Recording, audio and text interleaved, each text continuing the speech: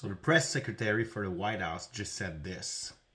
In Quebec, the highest tax rate for an income of $150,000 or more is 53.3%, more than half of Canadians' incomes they are being taxed on. So the president has made it clear that he believes Canadians would be better served economically, militarily, if they were to become the 51st state of the United States of America. All right, first of all, it's not Quebec, it's Quebec, okay? Then even if I usually post in French, I'll make an exception today because first, that's the only language you understand, and second, I want your people to hear it.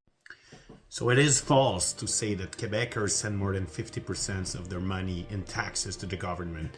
As it is false to say that Canada is paying for Trump tariffs, by the way. Canada's not paying the tariffs. American customers are paying the tariffs, you dummy. Now, regarding the taxes, it is only the revenues made over $254,000 that are taxed at 53%.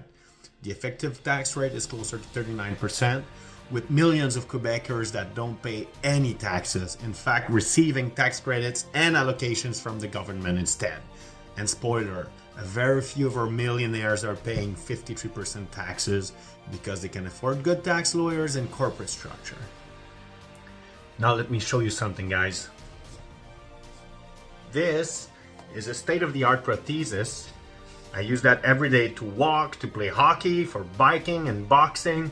It's worth many $1,000s. How much exactly? I have no clue. Why is that? Because I didn't pay a single penny for it. It was all provided by our government publicly funded healthcare, and this was absolutely free for me. I also went to one of the top law schools in the country for $3,000 or $4,000 a year.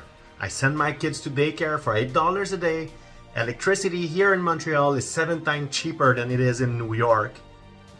And also, we're not afraid to send our children to school every day, fearing mass shootings because of strict gun control laws. So you know what? Maybe one day we'll decide to pay less taxes, higher tuition fees, and higher healthcare costs. Maybe, because choice is what democracy is all about.